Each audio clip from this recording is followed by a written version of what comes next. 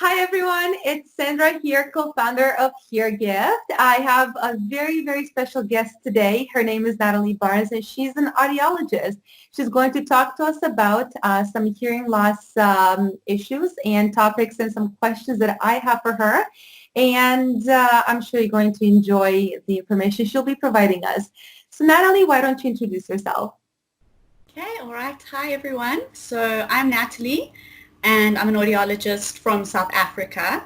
So I'm quite lucky being from a country like South Africa. I've worked in a lot of different contexts. So I've worked with kids and adults, in different clinics and hospitals and orphanages and schools, you name it, I've been there.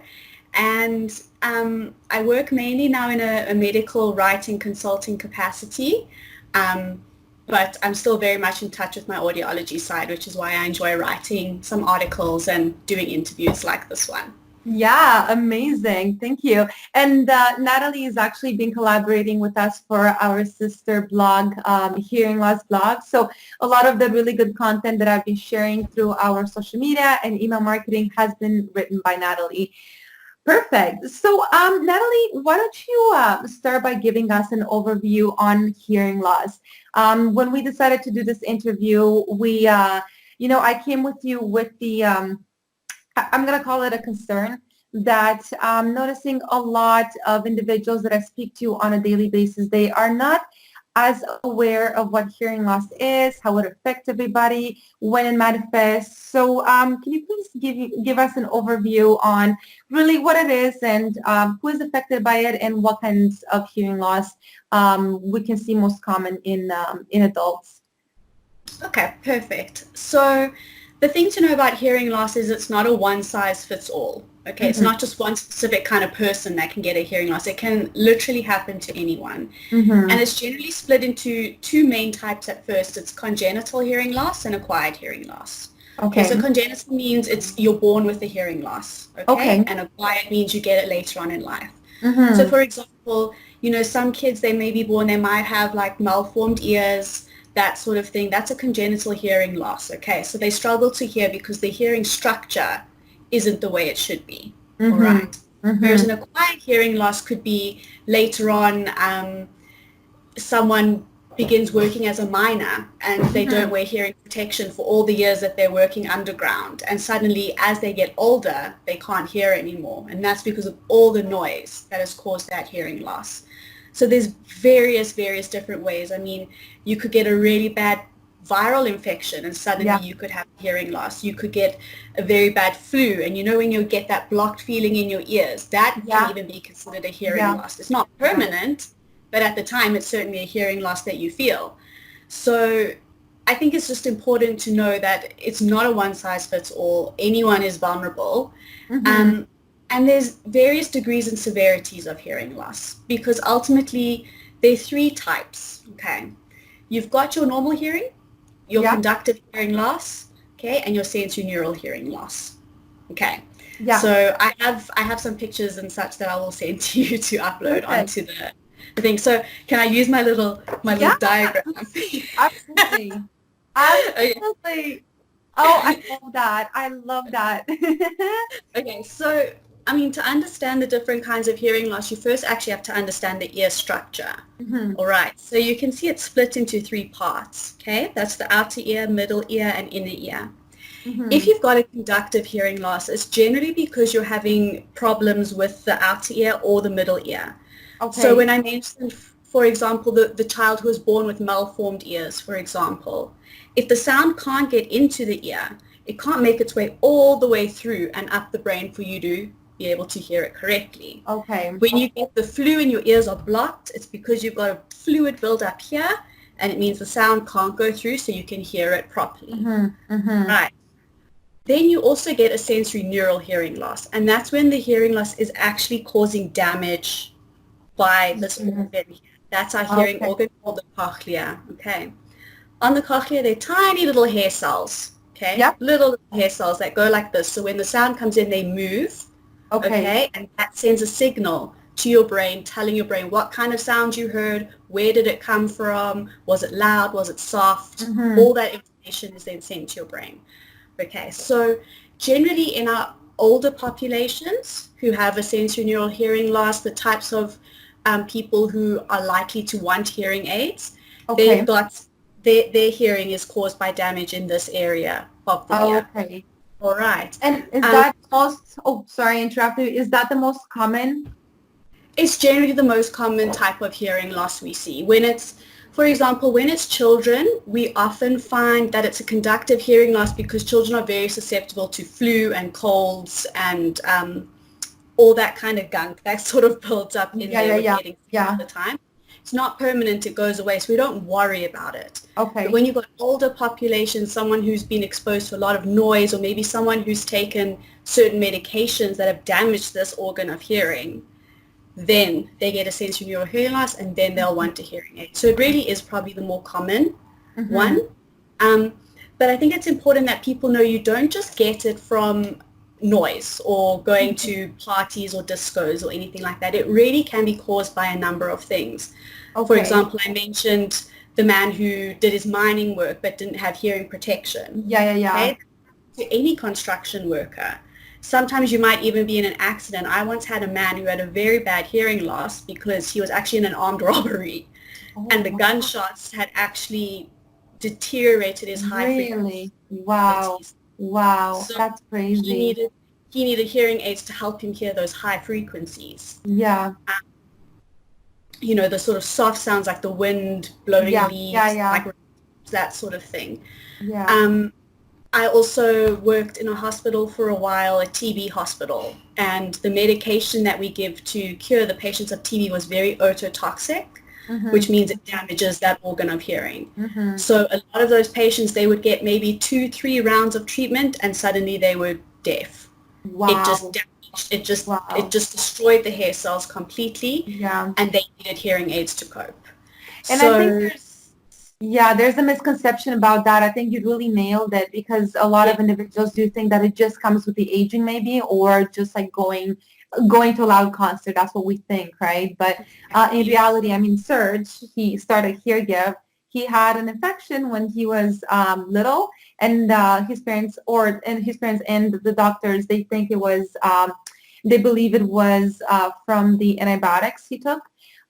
We know, I speak to our customers every day, and I hear stories like someone, someone being like a fireman, and they didn't realize how loud the truck was throughout, the 20 years that they worked. Or we have customers that have had cancer, and same story with the medication that could have caused it too. Yes, definitely. And I think it's a bit of an issue to think about as well, because, with the whole vaccination, sort of crisis we're having at the moment. I mean, something as simple as measles can cause your child to go deaf. It can cause deafness, blindness, mumps, rubella. I mean, these are all things parents have to juggle and think about, and it's a lot for parents. So they just need to be aware that there are all these different factors that they need to consider. Exactly.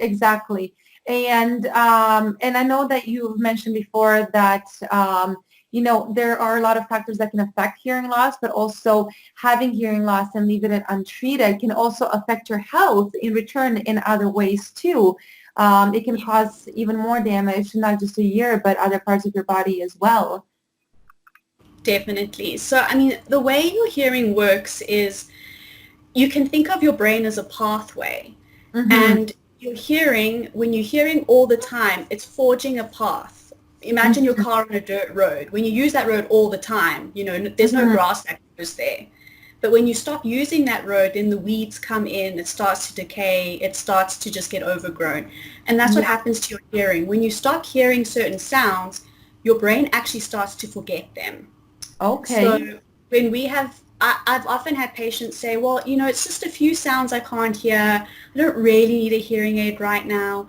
And it might seem simple as that, but it's really, really not, because the longer you ignore your hearing loss, the worse it actually gets, because even if you eventually do intervene with hearing aids or something similar, those sounds can't always be recovered. Gotcha. And, that's detrimental to your health. And, just the psychological effects of hearing loss are also quite are also quite great. I mean, a lot of people have actually been diagnosed with depression and anxiety Yeah, yeah, because of social withdrawal, or like many of them, they suddenly can't hear a lot of their environmental sounds. So they have a lot of anxiety actually going out the house, walking places. They yeah, can't necessarily hear traffic. Um, it's the little ways that you don't think about that actually end up affecting becoming you. the most debilitating things in your life. I mean, my grandmother, she was the life of the party, the socialite who always wanted Yeah, to go out. And then when she started getting the hearing loss, just being in a room full of people became so unbearable to her yeah, yeah, because she was so tired trying to listen and understand. Eventually, she just stopped going out. It was just too much yeah, of a hassle. yeah, And of yeah. course, that wasn't good for her because then she wasn't socializing. So I've hearing heard is stories like that. exactly. So, I mean, hearing isn't just a little single thing on a shelf. Yeah, It infects your entire lifestyle. yeah, So I think also maybe something people don't really think about it until they find themselves in the situation, and then they think, exactly. oh gosh, I need some help with this. Yeah. So to that point, let's talk about that for a minute because, I feel like, um, being immersed in a hearing loss world by having, the store, the blog, like I interact with customers and individuals that have hearing loss every day.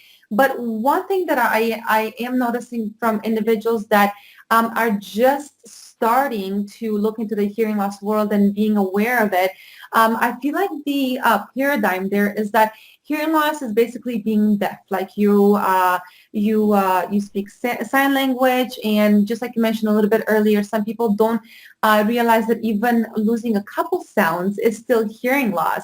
Can you explain a little bit, or sorry, can you expand a little bit more on what are the symptoms of having hearing loss, and also why is it so important that we look at it? Like how many people really have hearing loss in the USA, for instance, like in South Africa, in Europe, all over the globe? I'm sure it's pretty consistent Pretty across the high. board. Yeah. Yes, yes.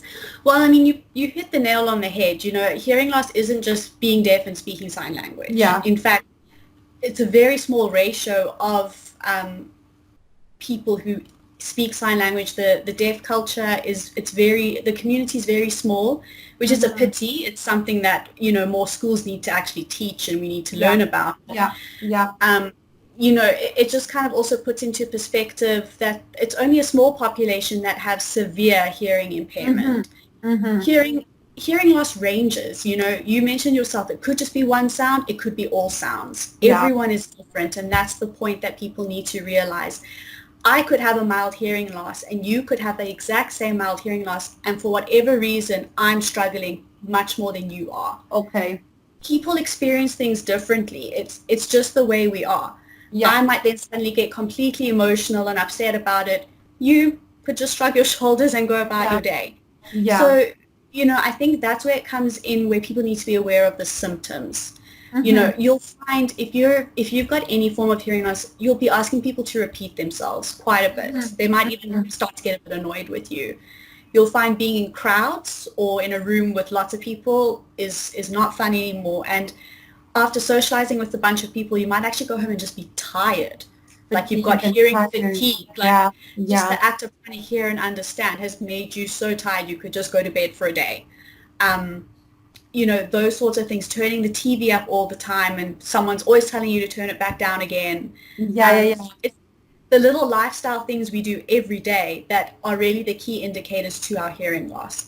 And I think you'll become more aware um, that you might have hearing loss when you yourself become irritable with people Okay. around you, with yourself, with, oh, they don't understand me, oh, they're not listening, they're not hearing Yeah. me, why can't they Yeah. just Yeah. talk louder? When it's not actually, it's like that. I mean, the whole world can't know to talk louder to you Exactly. because you have a hearing Exactly. loss. Well, So and it's it's also because you may not even know that you have hearing loss yet. exactly, exactly. So I think the key takeaway there is to really sort of, I've found in my professional career that the best people to diagnose hearing loss are often family members. because Okay. they're the ones who are around, you the most, and so they're the ones who notice changes in your behavior, and they also Okay. see the little issues. So I mean, if you think of a married couple, for example, the wife will notice when the husband starts turning the TV up very loud or Mm-hmm. asks Mm-hmm. you to repeat yourself Mm-hmm. over and over and over Mm-hmm. again. So I think the key message is, if your loved one or your friends are saying, I think you might have a bit of a problem, or you're struggling to hear, maybe take them up on it. Go to the doctor, have it checked Okay. out, see for yourself. Okay. It's better to know than to not know and be oblivious and keep ignoring the problem, because it's only going to get worse. Yeah. That's the Yeah. thing with hearing loss. You can't just ignore it and think it'll get better. It won't. Unless That's it's right. caused by blocked ears from a flu and you get better, that's Yeah, and it's a really temporary different. thing. If it's damage to the actual hearing organ, it's not going to It's get better. irreversible. So Mm-hmm. Mm-hmm. you've got to get on it as quickly as possible. Yeah. And did you I think you mentioned in one of the articles that we collaborated on, was it 1 in 3 individuals in the USA between the ages of 65 and 75, I think you were saying?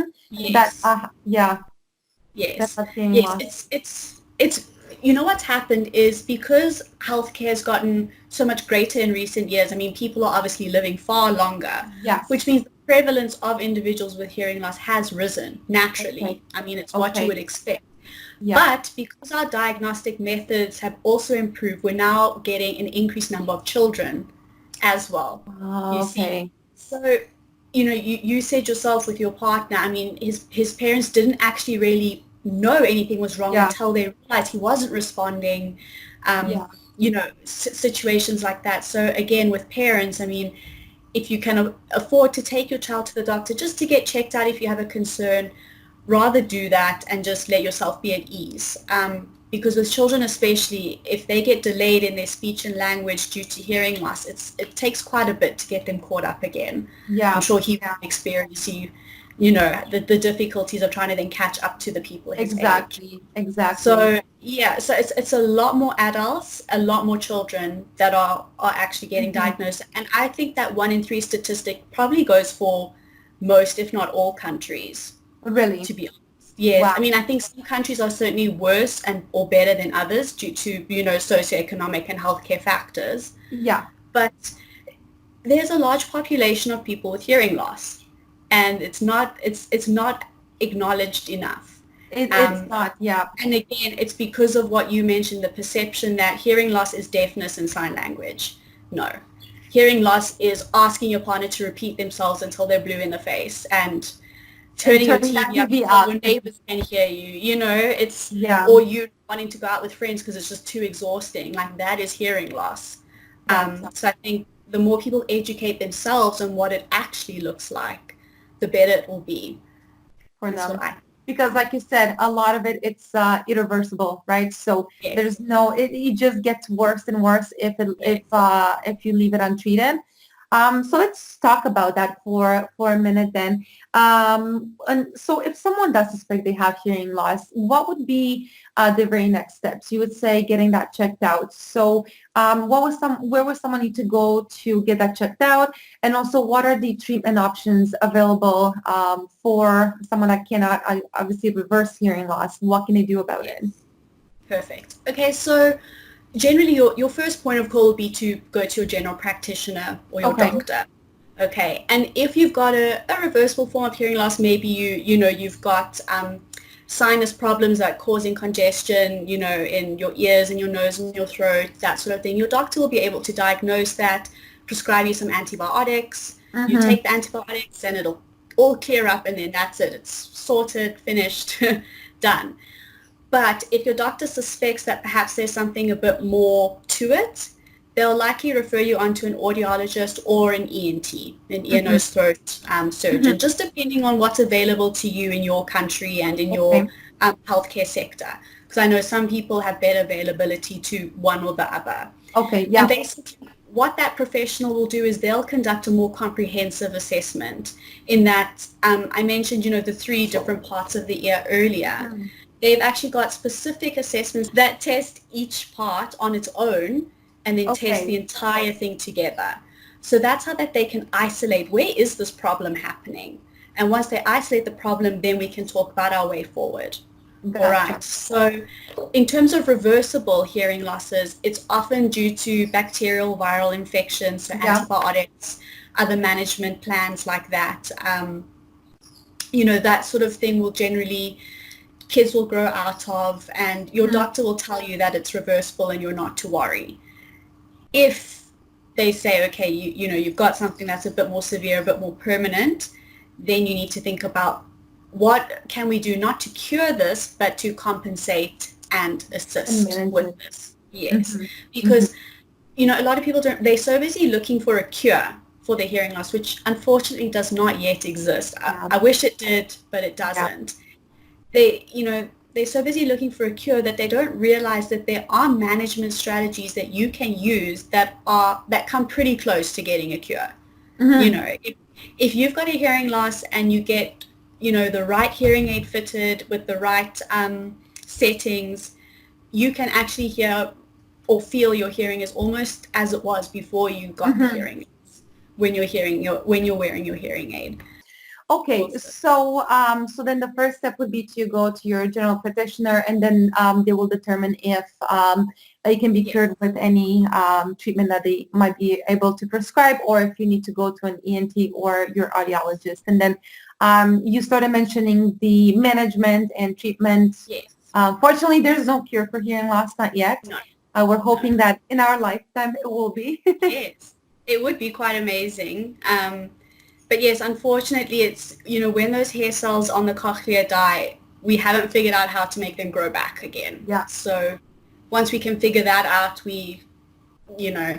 it'll be amazing. But in the meantime, our best method of management is hearing aids for that sort of hearing loss, which is why, obviously you've got your business and there's an industry around it, because it really is the only way that we have right now to help people who are experiencing a sensorineural hearing loss. So for me, what would generally happen is if you've got that kind of hearing loss, once you go to your ENT or your audiologist and they've conducted the full assessment and they tell you, okay, look, you've got a sensorineural hearing loss, they'll then say, this is what we can do next. And they'll tell you, it's up to you. We can look into hearing aids if you want. We suggest you do, but if you don't want to, that's also your decision. I mean, you're totally autonomous in this entire decision-making process, because at the end of the day, it's your hearing and it's your hearing loss and it's your life. But obviously, as professionals, we're going to try and guide you to the best possible outcome for you so that you have your quality of life back and you can actually enjoy the things that you used to enjoy.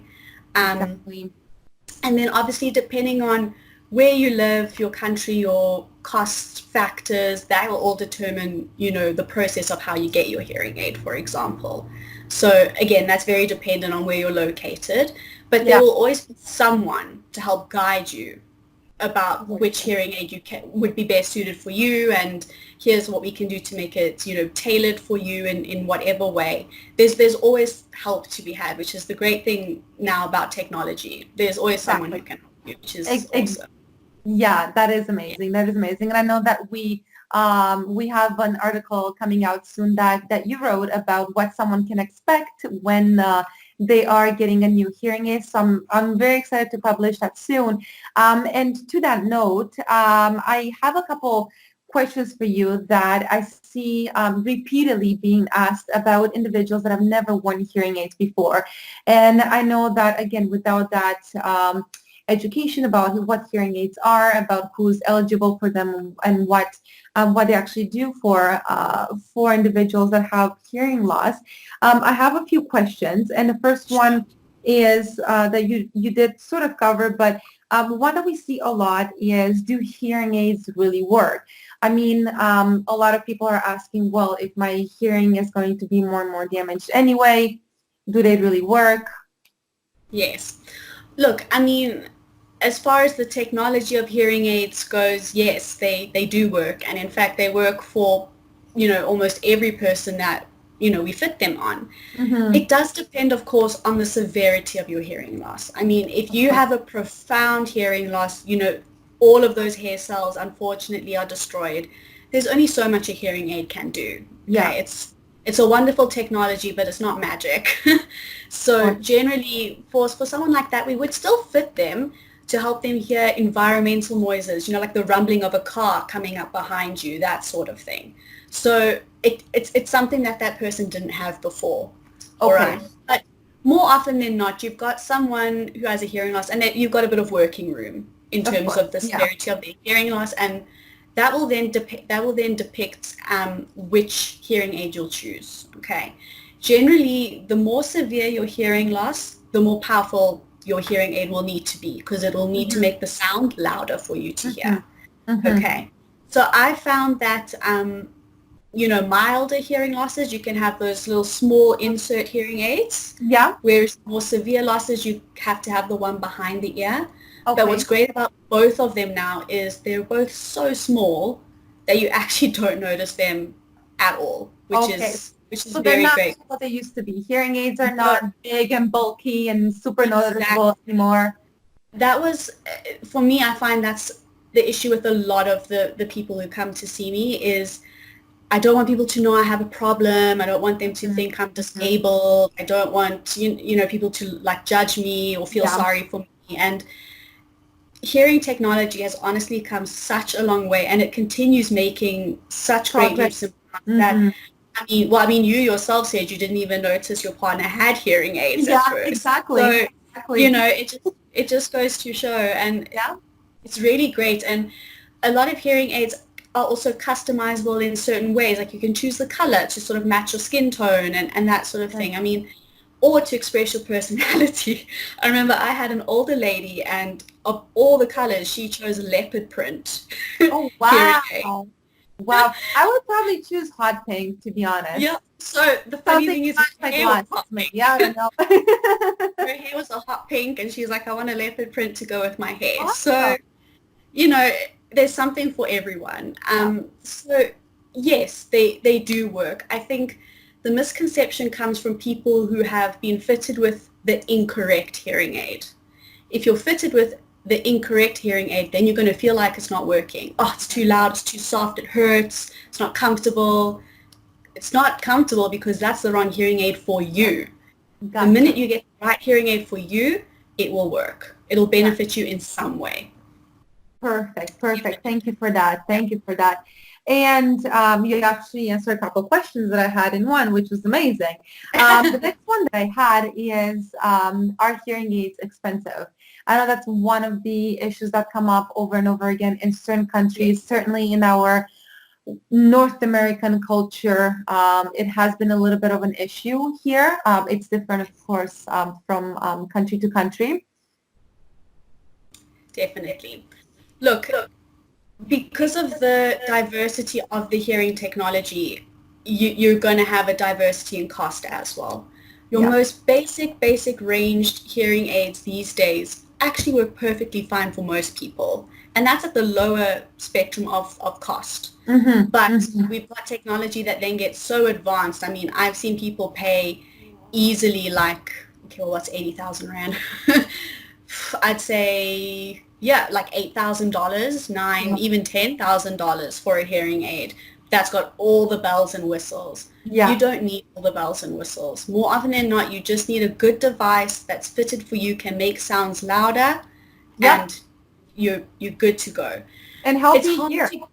It's exactly, and it's hard to give you an exact value in terms of cost because it's different in every country, as you mentioned.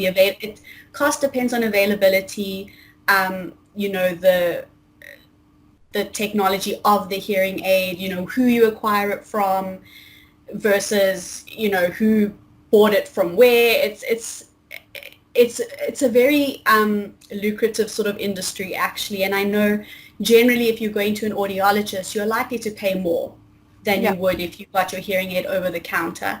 And there are pros and cons to both of them. At an audiologist, you could probably get a more specialized, personalized hearing aid, but at a much bigger price. Whereas over the counter, you can get a more basic hearing aid, but at a price that's affordable, that you maybe would never have been able to get a hearing aid had it not been for this over-the-counter option.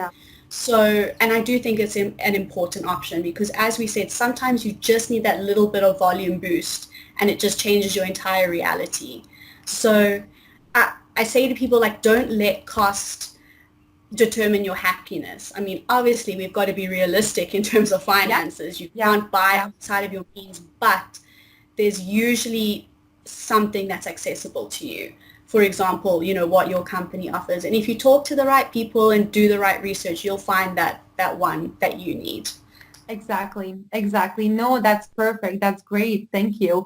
So, you know, that's so important, right? Because like we discussed traditionally, they have been expensive. They have been big. Individuals have been staying away a little bit from wearing them because they don't want to be noticed. They don't want to be judged. But now that's not the case. So if you suspect you have a hearing loss, get it checked out. If you do have a hearing loss, talk to specialists so you can get it managed because like you said, it can change your reality. So to that note, when someone does get a hearing loss, when someone does get their first hearing aid, what can they expect from that? Okay. In terms of in terms of their experience, how it's going to feel, or anything else that you can add to that. So it's a very personal experience for everyone because it's different for everyone. Some people take to the hearing aid like no problem. You put it in there, oh, I can hear, cool, bye doctor, and like you never see them again, and it's totally fine. Whereas other people, they struggle. It's uncomfortable, it's too loud, then it's too soft, then it's whistling, I'm having problems. So I think going into it, you need to just keep an open mind and know that anything's possible, and just try and manage your expectations, because again, it's not a miracle device, but it is a very helpful device. So generally what I found with the people who I fitted is at first they're not entirely comfortable with actually having the hearing aid on, you know, to have that sort of foreign feeling of something in your ear. It takes a bit of getting used to, but once they get used to that, then they don't really notice it much at all. Some people also struggle with the increased volume, especially those who have waited too long to get the hearing aid, because suddenly it seems overwhelming. And we program the hearing aid, and we program the hearing aid for their hearing loss, so I know that they're hearing what they're meant to be hearing. But because they've been deprived of those sounds for so long, it's actually just like a big boom in their head, and they actually can't even think. So sometimes with those patients, we actually have to book several appointments so that I can slowly sort of increase the volume. So I think your everyday person can probably expect to maybe be a bit overwhelmed by sound at first, but to know that if you persevere and you wear that hearing aid, within at least 2 weeks, you'll start to acclimatize and feel much better with it. You might even find, especially if you're someone who has tinnitus or that ringing in the ear, when you wear your hearing aid, it's actually going to help make that sound go away, because it masks that sound. When you've got a louder volume going in, the tinnitus sound kind of dies into the background and you hear the better sound. So as an aside, we sometimes actually prescribe hearing aids to people who don't even have a hearing loss, but they've got very bad tinnitus, because the masking effect is so successful that they really, really benefit from that. So I think the best thing people can do is obviously speak to the audiologist or doctor or the person they're buying the hearing aid from, and ask what they can expect, because it's also dependent on the type and severity of their hearing loss. Of course. You know, and their own experience. Like I said, if someone if they've got a profound hearing loss and they've been putting off getting hearing aids, they're not going to find it easy at first to adjust, but they just need to persevere. Whereas someone who's got a milder hearing loss and they've caught it soon, they put the hearing aid in, they'll probably easy A for away, happy to go. Totally different experience. Yeah. Exactly. Yeah. Well, I know with my glasses, I refused to wear glasses for a very long time, and I was supposed to wear glasses since like grade 9, grade 10, and I had glasses, but I had to wait. I didn't want to wear them, right? And I only wore them maybe when driving at night. And once I started working on my small laptop and was on front of the computer 12, 14 hours a day sometimes, I couldn't read anymore, right? And when I got my glasses, it was a shock. Like, it looked like a fishbowl. Like I was actually tripping on a flat surface sometimes because I was looking up and down, and it took Yes. me a while to actually get used to them, and I got headaches at the beginning, so I had to slowly increase the usage. And it's just like with anything new that you put in on your body is going to affect the way you I must live, say right? though, I mean, there's like no better feeling when you like fit someone with their hearing aid and then you just talk to them normally as you have been all this time, but suddenly they hear you with clarity and like you can just see their Yeah. face, that Yeah. look, and you're just like, Oh, it's just like such a good feeling. Oh, that's amazing. I wish I could have, I know, just like you said, from our point of view, a lot of our customers do tell us that it takes a little bit of time for them to adjust to them. Maybe they have to try the different size domes. Maybe they have to try, sometimes they change even their hearing aid style. They buy it behind the ear versus the in the canal. But we do have some customers that message us back and they're like, the moment I put it on, it was amazing. And I wish, so many times I wish I had that on camera. Like, I want to see that. I want to see the joy on your face. Yeah, But I sometimes know. they don't even expect that. Like, they don't Yeah. expect a miracle.